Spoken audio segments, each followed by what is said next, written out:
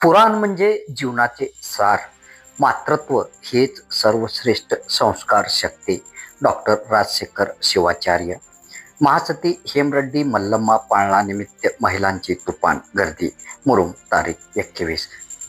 पुराणे आपल्याला जीवनाचे सार आणि कर्माचे गांभीर्य शिकवतात, तर मातृत्व ही मुलावर उत्तम संस्कार करणारी आणि पिढ्या घडवणारी सर्वोच्च शक्ती आहे. पुराणे आपल्याला धर्म, नीती आणि कर्माचा मार्ग दाखवतात. आध्यात्मिक ज्ञान, मानवी जीवनाचे मूळ आणि उच्च तंत्रज्ञान समजावून सांगतात. राष्ट्रमाता जिजामाता यांचा उदाहरण देत, आई ही मुलांची पहिली आणि सर्वात महत्त्वाची गुरु असते. संस्कार मायाच्या आधाराने ती मुलामध्ये चांगल्या सवयी व मूल्ये रुजवते. सशक्त समाज एका सुसंस्कृत मातेकडून सक्षम आणि बलशाली समाज निर्माण होतो. राष्ट्रमाता जिजामाता यांच्या सर्व शक्ती संस्कारामुळे छत्रपती शिवाजी महाराजांनी हिंदवी स्वराज्याचे स्थापना केले, असे प्रतिपादन डॉक्टर राजशेखर शिवाचार्य यांनी केले. श्रावण मास निमित्त मुरुम ग्रामदेवत श्री कपिलसिद्ध मल्लिकार्जुन यात्रा महोत्सवास काशी, उज्जैन, श्रीशैल पीठाचे विश्वस्त तथा मुरुम नगरीचे नगराध्यक्ष बापूराव पाटील यांच्या मार्गदर्शनाखाली आणि युवा नेते प्रशांत पाटील यांच्या नेतृत्वाखाली दिनांक 17 ऑगस्ट पासून पुराण सोहळ्याचे प्रारंभ झाले. प्रतिवर्षाप्रमाणे यावर्षी पुराण सोहळ्याचे आयोजन करण्यात आले आहे. 14व्या शतकातील कर्नाटक राज्यातील महासती शिवशरणी हेमरेड्डी मल्लम्मा यांच्या जीवनावर आधारित पुराण सोहळा थाटात संपन्न होत आहे. पुराणातील कथेनुसार दिनांक 20 रोजी त्यांचा जन्म आणि दिनांक 21 रोजी पाळणा कार्यक्रमाचे आयोजन करण्यात आले होते.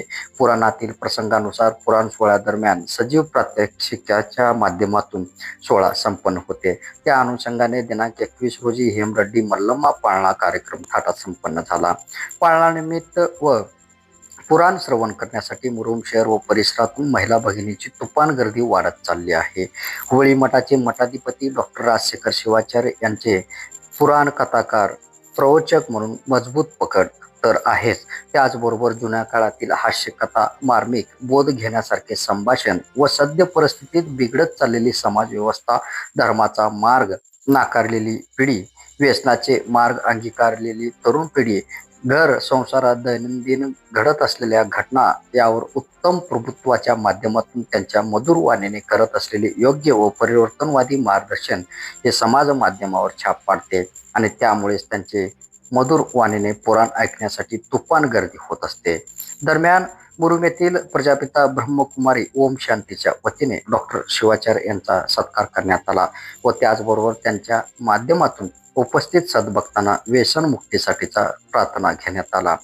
17 ऑगस्ट पासून चालू झालेले पुराण सोहळा 9 सप्टेंबर पर्यंत पार पडणार असून सद्भक्तांनी लाभ घेण्याचे आवाहन मंदिर समितीच्या वतीने करण्यात आले आहे.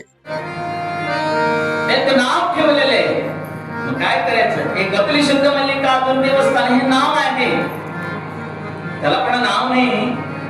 कुठेतरी जगामध्ये बसण्यासाठी एक क्षेत्र म्हणून केलेले असतात. तिथं जाऊन आम्ही सगळं गोळा करून हे आपला माणसाचा किंमत, माणसाचा सौंदर्य कसं करावं याच्या चिंतन होतो. प्रत्येक ओम शांती आणि सत्संगामध्ये होत असतात.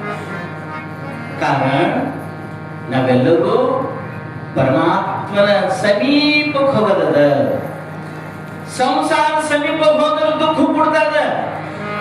ದುಃಖ ಬೇಕು, ಸುಖ ಬೇಕು, ಏನ್ ಬೇಕು? काय पाहिजे?